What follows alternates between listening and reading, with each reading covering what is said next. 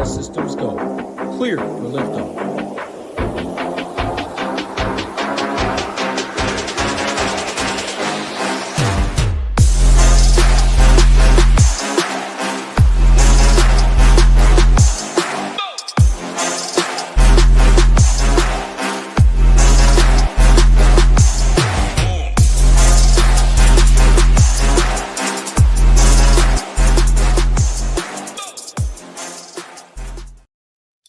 I don't know if it's just me, but I really get hyped by when that intro music plays. Like, you guys can't see me, obviously, the clip's rolling, but I'm in the back, like, bobbing my head, really dancing. I am hyped for golf this week. It's the American Express. How hyped can I really be? But I'm hyped for golf this week. Like, we're back in the swing of things. I'm doing podcasts. I'm sweating winners on Sunday. Losers, actually. If you guys followed, you guys are on the site. You should. It's free. It's free. I'm going to keep talking about it. Patrick Rogers, 100-1. Jacob Bridgman, 100-1. They gave me a sweat. So that is whatever you want to do with that. You want to hedge. I'm not really much of a hedger. I didn't hedge. Team no hedge for me.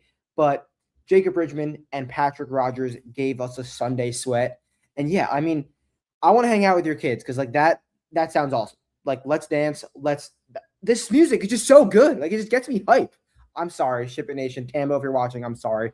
It's a good song. I might make it my ringtone. So yeah, the sweat we had at the Sony Open, fun was it's funny because I wasn't a runner-up, but I think last year I had truly eight or nine runner-ups in the outright market, and it just hurts so bad. So much so that like I had to look myself in the mirror after last season, and I was like, I just can't live and die by this. I can't put all of my mental capacity into what my golfers are doing on Sunday. Sure. Do I care about it a lot? Is it my career? Yes. But you guys know from like betting golf, it takes so much out of you, or not even betting, like DFS. If your guy wins, if your guy finishes in second versus third, you win $1 million or lose $1 million versus winning. Like, there's so many small lines that can just make or break the week. And I had a Sunday sweat, like I said, but I lowered my units this year. I was like, I'm not putting all of my freaking money into this outright card that is going to hit or not hit. I lowered my units. I'm spreading my stuff around more on positionals, more on DFS, more and whatever I want. I'm not, because last year I was just strictly all of my money went to outrights. When you hit big, but you only hit big once every 7 or so weeks is how I set it up. And the close calls just hurt. So they hurt worse than the winners feel. So we got a sweat in week one. We had two guys inside we had two guys tied for second with 9 holes to play.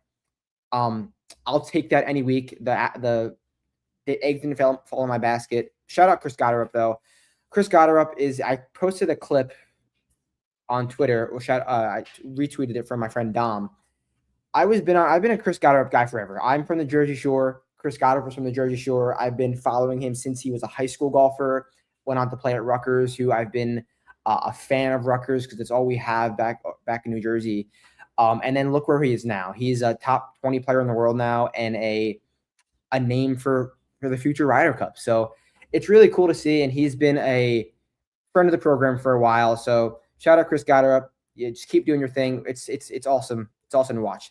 Let's get into the American Express, the course, stuff like this. I posted a Twitter thread earlier this morning. Not sure if you saw it, but I will run through this and see and if you guys have any questions about the course, definitely let me know in the comments. We'll get the questions at the end too. So let's do it. So this is some course notes that I got from Vincerix.com. If you don't know anything about me or what this new deal was, I came from Vincerix, a company that I've been with for 2 years now, ran and created and owned by my good buddy Adam Kirk, who is a numbers fanatic. He does it a little bit differently than anyone else, looks at things a little differently.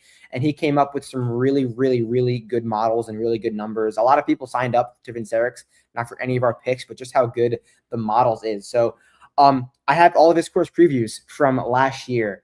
If you need anything from that, if you're an old Vincerix guy, you know how important these course previews are. So definitely hit me up about that. And I went through all the course previews, did a little bit of a thread-like tweet, basically recapping all of the course previews. So I'm not going to read word by word, but I'll just go through this. Obviously, We have a birdie fest here, potential minus 30 winning score. I think we saw Dunlap get to minus 29, guys get to 25, 23.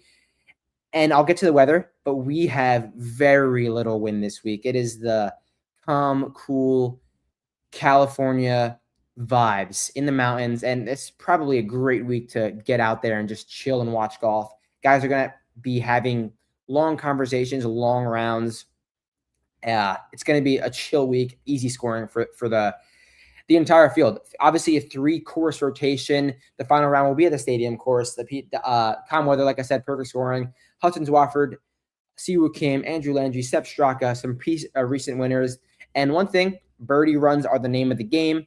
Most correlated stat to winning. Consecutive birdie and eagle streaks. Now, that is a very nuanced and niche stat. I wouldn't go sort by birdie and eagle streaks, but that is one correlated stat to winning. If you want to look at it, it can't hurt to look at it, but don't put all your eggs in that basket. And iron play. Iron play is obviously huge here, and it's kind of a potential misconception because of John Rahm's quote, piece of shit putting contest. You're going to hear it all week. But the approach is the name of the game here. You got to hit your irons close. You got to hit your wedges close more than anything. And you could do it. I'll talk about the driving in a second, but you could do it in different ways off the tee. What really matters is hitting your iron shots close. If you hit so many shots, like John Rahm just hit everything to 10 feet. And did he make every single putt? No. Did he make enough putts? Yeah. He had some rough putting rounds and still won because he just hit it so well. A stat that people ask me about, spike approach form. So what this is saying is guys had rounds of +2 better approach in their last 10 events. Rahm had 2, Swafford had 3, Siwoo had 3, Andrew Landry had 1, Nick Dunlap had 0 because he was didn't play. He was a rookie. It was his first damn start ever, and he's the truth now. Also, if you know me from Vincerix, you know our feelings on Nick Dunlap. I'll probably get through them in the year with a ship it, but in short, we basically saw Nick Dunlap at Valhalla, for the PGA Championship 2 years ago for Boots, and we were blown away by his confidence, by his preparation, and by the way he just carried himself. We were this guy's gonna break Jack's record, and we were just so high on Nick Dunlap. And then he ended up winning again after that. But then he got this girlfriend, and this girlfriend, I think her name is Erica. TikTok girl. I think she went to Alabama with him, but just like a normal sorority girl. You guys get the idea. Since she came, also Carl Phillips. She's Carl Phillips' ex-girlfriend. So I'm going to give you guys the angles for not just stats, all the angles. She's Carl Phillips' ex-girlfriend, and I don't know what went down. Nick Dunlap ended up stealing her, and she also stole his driver. Because since she came into the picture, the dude is an absolute liability off the tee. A genuine liability. It's like if one of us go out there and hit Nick Dunlap's approach shots, his drives, and then he goes in and plays the rest of his shots. Because he is a legitimate top 5 iron player in the world. He is a great putter. He took it to 30 under at the damn this tournament. He gets hot with the putter all the time. But it is hilarious what he does off the tee. And Erica Baker, I think, is a massive reason for that. So I don't know. I can't be the solution, but someone's got to get in Nick Dunlap's ear, give him some driver lessons, or just be like, dude, just ditch the girl. I mean, when you're 21 years old and you're getting $20 million from TaylorMade, you're going to make some questionable decisions. And I think that is one of the questionable decisions. He is, but would you rather be Mr. See Your Girl? Or would you rather win PG? I guess that's a fair question. And I think I can see both sides. Okay, let's go down a little bit. I'm talking about off the tee. Sorry, sometimes I bring the screen back and I forget to bring it back up. So if I do that and I'm looking up and talking about something that's not on the screen, please leave a comment and be like, dude, figure it out, bro. You're an idiot. So off the tee. We've seen bombers like Dunlap just spray it around here. And he was a better driver then, but he wasn't necessarily a plotter. Siwoo Kim, Andrew Landry, more positional off the tee. And that's fair. We've seen Adam Hadwin play really well here. Guys that are just hit your spots and get hot with like you get it. You look at a picture of her, you understand why he might have done what he done. So yeah, you don't off the tee is not an important stat in my opinion this week. You can bomb it, you can plot whatever you want to do. Really dive into the approach stuff, in my opinion. Recent course updates over the last 2 years. Some of the greens got bigger, bunkers reshaped, some tougher Sunday pins planned. We saw that on Sunday last year.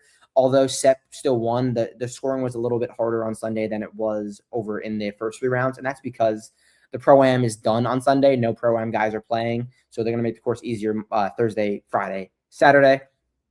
You don't need course history here. Rahman, Swafford both won twice, but Dunlap showed up and just won. It's not anything I want to make, again, necessary. You don't need to be an elite course horse. Some course horses, like Augusta, for example, you need to be a good course horse, in my opinion. Here, you don't really need to. But if you want to look at some comp courses, here are some comp courses that have similar leaderboards. And I like looking at some comp courses that have leaderboards just opposed to like straight skill set. I like to look at both of them. Yeah, like Wiley might be more of the Wiley, and Sedgefield might be more of like the positional, hit your spots off the tee and then get hot with the irons. But El Camaleon, Vidanta, bomb it off the tee and then get hot with the wedges and putter. So they're just different ways to do it, but they bring similar leaderboards to the table. Here's a summary. Here's some other stuff. Go read that on Twitter if you want to dive deep into it. And all of this stuff and more is on the site, Ship It Nation. You guys know what to do. This link is here. Like I said, the picks and everything else. I mean, like many of us before, we don't come here for the picks. We come here for the process. But there are picks there if you want to look at some of the stuff in the slate plan. It's free right now. It's free until the Waste Management Phoenix Open. Promo code Vinceric. So just use my link right here. Go on my Twitter and see the link. So let's talk about some of this weather.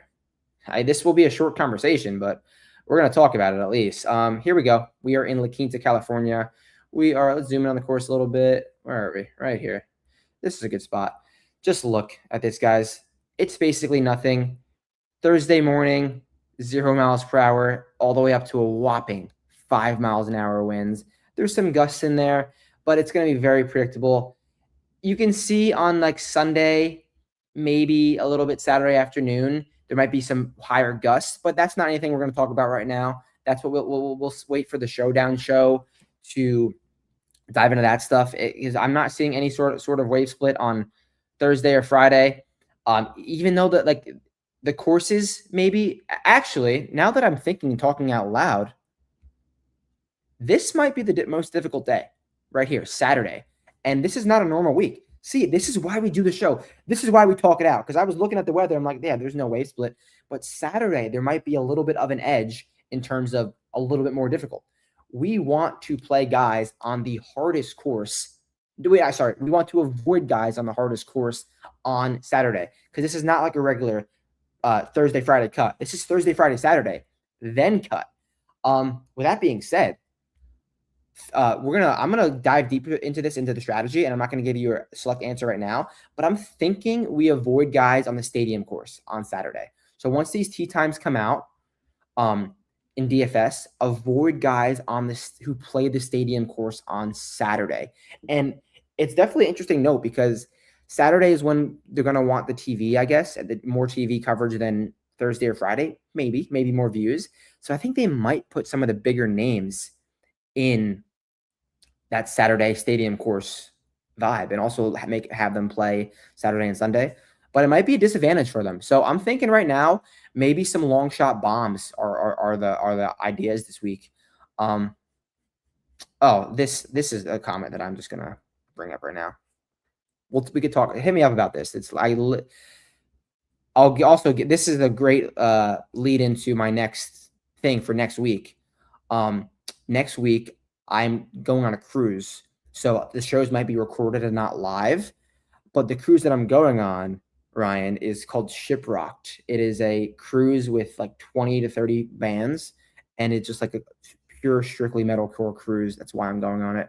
But I will still get all of the content in. It just may be recorded if I don't have a strong enough internet connection. So that's the weather, and we'll lean more into the weather in the slate plan on Saturday on Wednesday, and then the DFS show on showdown show on Thursday, Friday, Saturday. Let's look at some DraftKings contests. Let's look at some contest selection. And I didn't really look at too much of these yet. I like to kind of do it as a first reaction with you guys.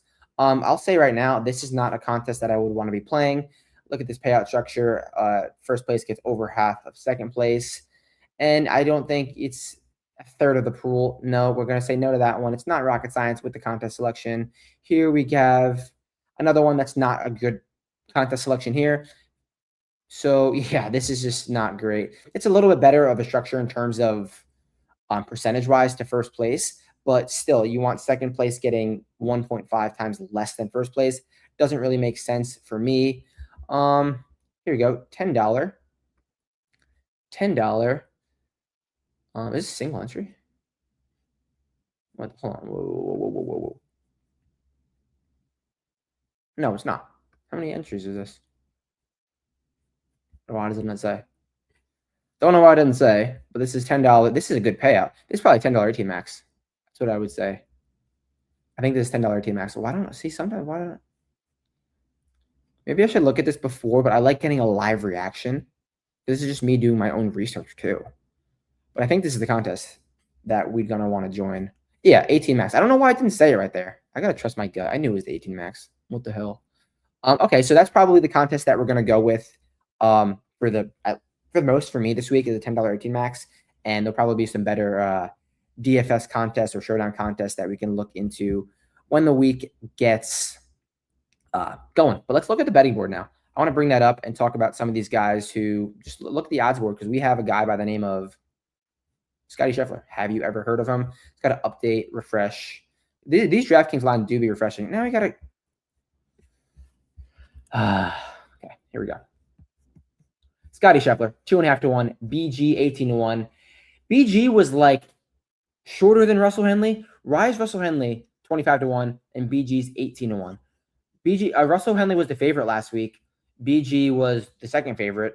It doesn't really make sense in terms of this pricing. And I know Scotty's here, but still it doesn't really make sense why they're just flipped. BG and Russ had fairly similar weeks. It was nothing insane. But here we have Scotty, Ben Griffin, Sam Burns, Ludvig, Russ, PC, and Bob Mack rounding out the top 10. The thing is with these guys, do you want to go to one of them at the top? Because it is a random, like it's weird.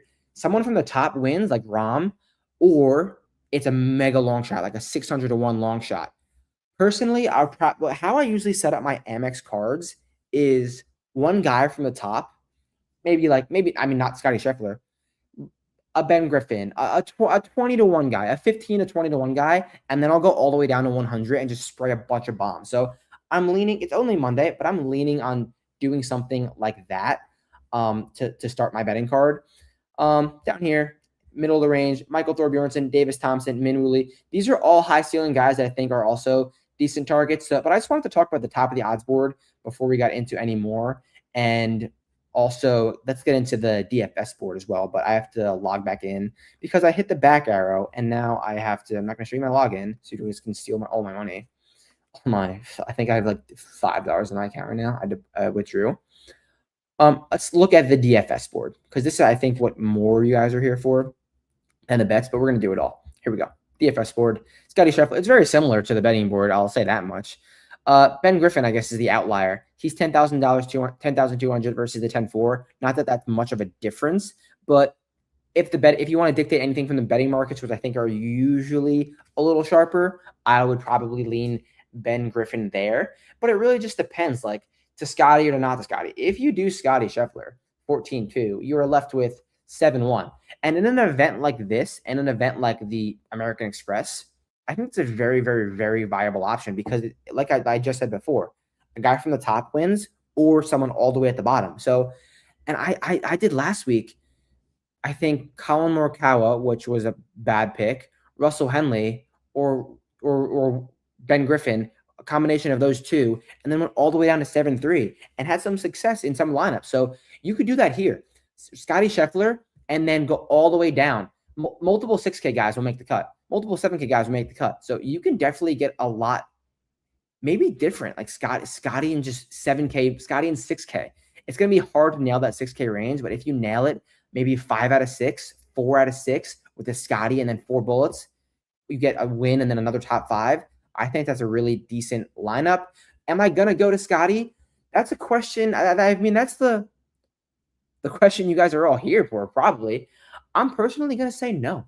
I think I'm going to be out on Scotty. I just think it's his first tournament, and it's going to set him up for maybe even a better year because he's playing early. He's playing this tournament, which I don't think he needs to or has to, but he wants to get the rust out. Not that there's much rust. It's Scotty Scheffler, but still, I think I'm going to be starting at one of these guys, whether it's Cantlay, Ludvig, BG, probably not Sam Burns. I'm definitely going to get one of these 10K guys, but I do think Scotty is going to be a skip for me, as crazy as that sounds. So, yeah, it depends who you want to start with, but once you do have your guy started, once you have everything, your player pool, I guess, lined up, you got the projections. You got all the projections over at SaberSim. This is last week's stuff. It will be updated, I believe, later tonight or tomorrow morning with the American Express stuff. And then you have the SaberSim. Once you have your guys, you can check them off. This is all just, it's so seamless. Everything's just built into the site, and it makes it so easy. I was never not a modeler, what's the word?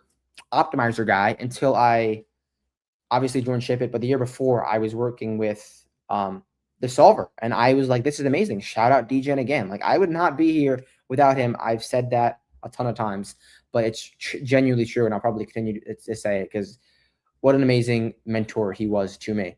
But yeah, this stuff is so easy. It's all built into the site. It's one button. It's all there. Select your player pool, hit build, bang, right to DraftKings, right to FanDuel if you want, I guess, and you go from there. It's just super, super, super easy. And look at this stuff. I don't think it's updated yet, but we had some winners last week. I saw them in the Discord. I saw them everywhere.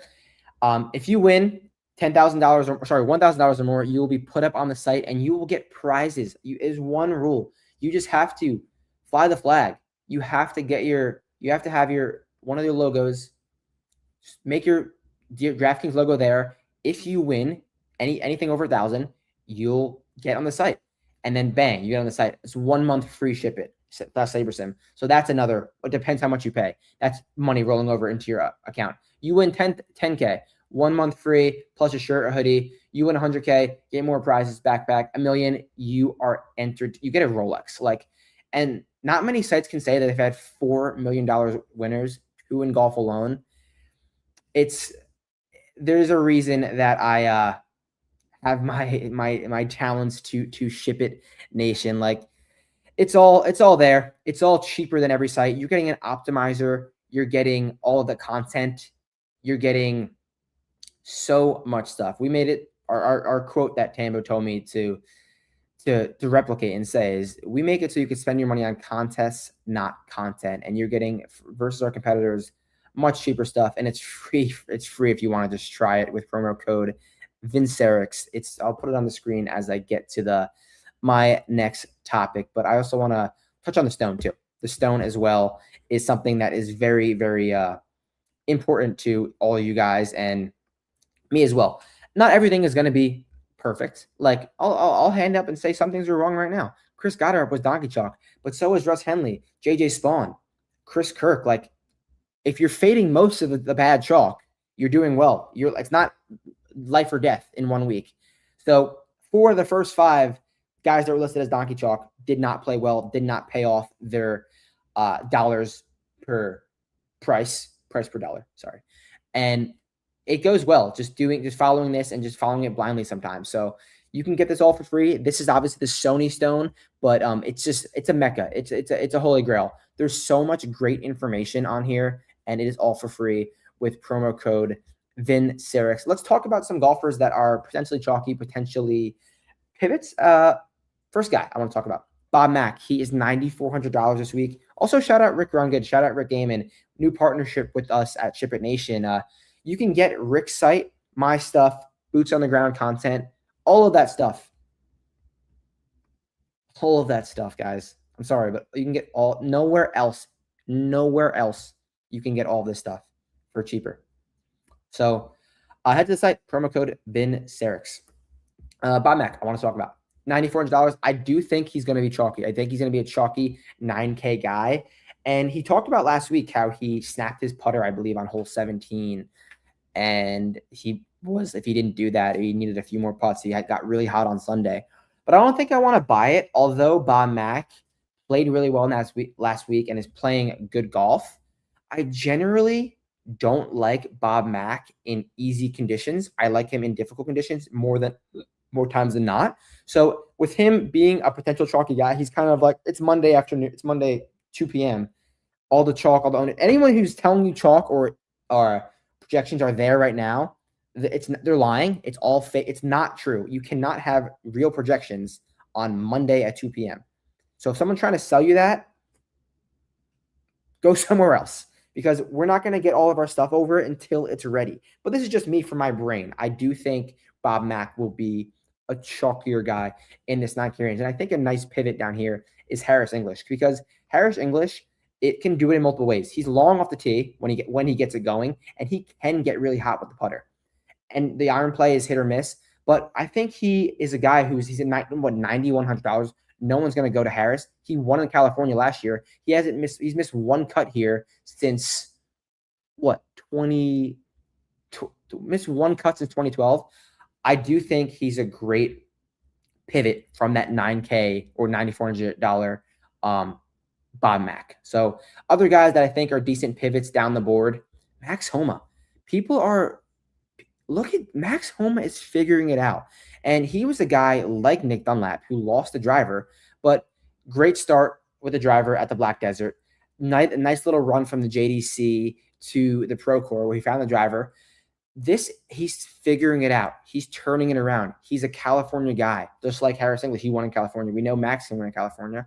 And this is a golf course where even if the driver is not great, it doesn't need to be great. And this course history is going to get everybody off of him. He hasn't gained strokes on approach, but look what he's done recently. He's finding the game. He's finding the approach. It's all there of late. So I think Max Homa is a great pivot in the 7K range. Not going to be super chalky in my opinion. And another cheaper guy who's a great pivot is Johnny Kiefer, because there's some names around $7,200 that I think are going to garner some chalk. But one thing about Johnny Kiefer, he was a Korn Ferry Tour graduate last year. I believe he won the Korn Ferry Tour last year, actually. And one thing you know about the Korn Ferry Tour is you got to take it low. You got to make birdies on the Korn Ferry Tour. And he's coming off of a week where he gained 5 strokes ball striking. Like, did he putt well? No, but we know he can. Like, look at his Korn Ferry Tour season. Win, like green, T6, T4, T2. Like, that's taking it low. That's knowing how to take it low. Taking it low is a skill. I'll always say this. Like, golfers like Will Zalatoris are not the best at taking it low. But guys, Korn Ferry Tour grads, guys that win on the Korn Ferry Tour have that skill. And American Express, sure, is Johnny Kiefer going to be a great pick every week? No. But I think at the American Express, he will be. He has the skill to take it low. Let's talk about the model, and then we'll get to some questions, because I know I have some questions on the model, and then we'll get. So this is how I model. I model very uniquely, I think, than everybody else, and it's kind of worked for me in the past. So some weeks I'll make more, some weeks I make less. So basically, I make 1, 2, 3, 4, 5 times 3. I made 15 models this week. I take the top 5 from all 15 models and then aggregate them to see who is the number 1 in the model. I'll see if I can zoom this in too a little bit. Yeah, there we go. So I make 15 models. 5 of them are different stats. So, for example, this first column is 60% approach, 40% birdie or better percentage. This is approach plus strokes gained total, approach plus distance, approach plus accuracy, comp courses plus strokes gained total. And why I make multiple models is because there's multiple ways to do things in a given week of golf. Not obviously, yeah, you want to hit fairways and be good with your irons, but there's different ways for success last week. And I don't know if you remember me talking last week about the bomb and gouge strategy at Wiley. Yeah, you can plot. It's a plotter's course technically at Wiley. Not Chris Gotterup. I said you can bomb and gouge, find some spots in the rough, or just mint every fairway. But Chris Gotterup's strategy was bomb it as far as you can and get hot. So why I make multiple models is because there's multiple ways to succeed. There's multiple ways to get the job done around This golf course. Yeah. You look at some comp courses and some recent strokes gained total. That could lead you on a good golfer. You look at approach play. That can get you on a good golfer. You look at some distance. You look at some accuracy. All ways that can get you on a good golfer. So I compiled them into one model, and here are the results for this week. You see it there. It's also up in my Twitter. And if you go up to my Twitter, I have a full instructional video on how I make these models. Like, it was done 3 years ago. It was done, 3 or 4 years ago. I was a 22-year-old college kid who went to the wrong thing. 22-year-old college kid who like didn't really know much about talking on camera. I still struggle sometimes on camera, but it is what it is. So bear with that video if you do go watch it. But I was like, this is how I do things, and I've been doing them that way for a long time now. So let's bring the screen back up. I got to get the see. Damn it. There we go. All right. One guy. It's time. I mean, this is poor podcasting, poor buildup, but I'm going to go with the one guy I'm playing. Insert drum roll. Insert sick metalcore riff. One guy that I'm playing. Ludvig Aberg. Ludvig Aberg. For a few reasons. I am a Ludvig stan. I think he is a future top 3 hot take. I think Ludvig will be good at golf.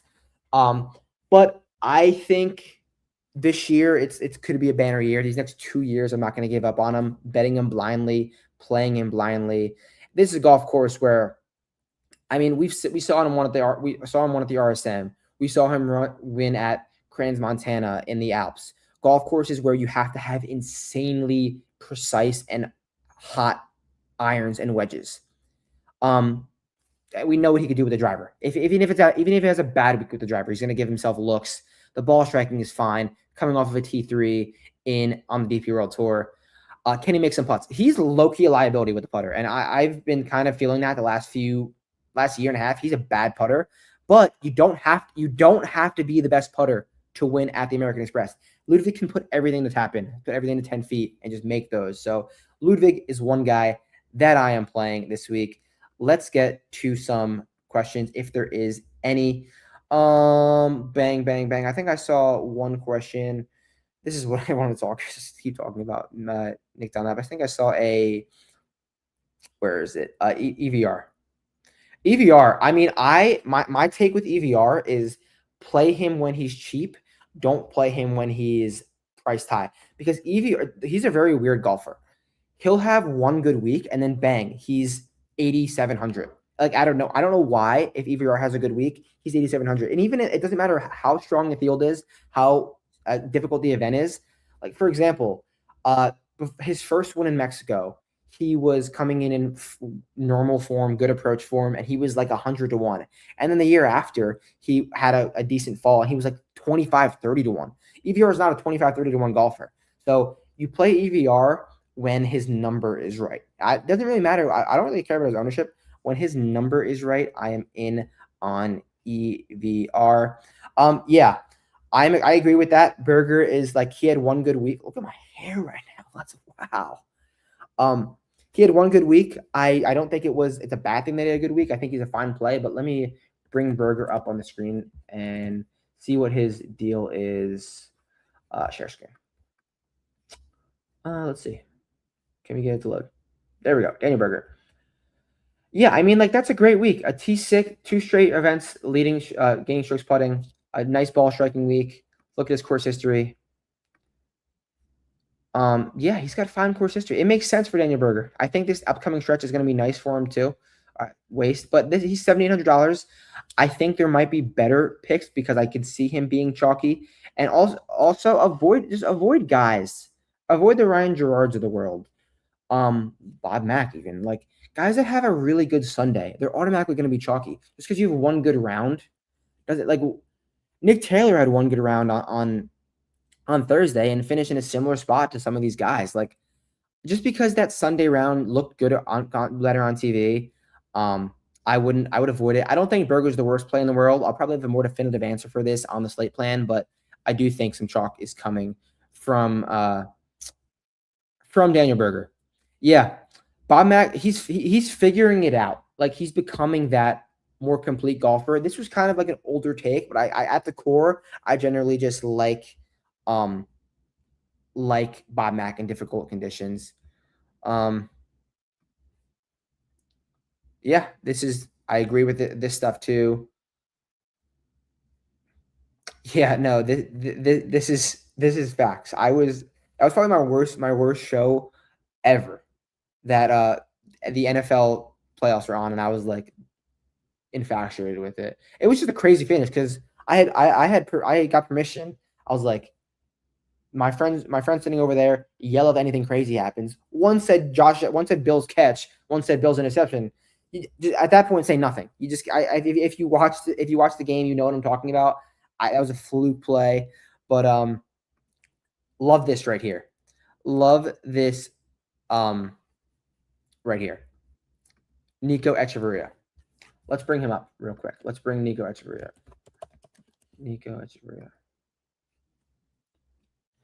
Bringing him up right now. So he is priced at 6,900 last week. The week before, I don't know what his price was, but he was very chalky in probably a similar range. Missed the cut badly. But Nicky Nations, I think is a better course for him, in my opinion, because the rough is not nearly as penal as it was at Wiley. And Nations, I'm sorry, I'm saying it like everyone knows. I have a lot of nicknames for golfers, and Nico Echevarria's nickname for me is Nicky Nations. I don't know where it came from, but we call him Nicky Nations. And when I refer to someone as Nations, that is Nico Echevarria. So his thing with me is just get him a clean lie. If he has a clean lie, if he plays out of the fairway, bang, he can gain 6 strokes gains on approach. The approach play is not in a great spot, but here I think he'll get more clean lies generally. I mean, it wasn't pretty at the RSM Classic. Where's his last approach? Like, it wasn't pretty at Southwind, but that's not a place where he was getting clean lives, clearly. The American Express, it's a little bit more forgiving off the tee, in my opinion. Well, it is factually more forgiving off the tee. So I do think he'll get clean lives, and I think he's a nice bounce back candidate at $6,900. And he's a guy who likes to take it low, so I don't hate him at all. He was 7,900 last week. We're getting a $1,000 increase. So I am down for Nicky Nations to round the show out. So any other questions, you know where to find me. Follow me on Twitter. Shoot me a DM if you have any questions. But I'll be back Thursday night with the the first showdown show. Get into the slate plan for all of the selections and all of the more content, and there's a ton more answers you'll get from that. So Stone, tools, slate plan. That's it. Code Vincerix. Thank you guys. I appreciate it. Peace.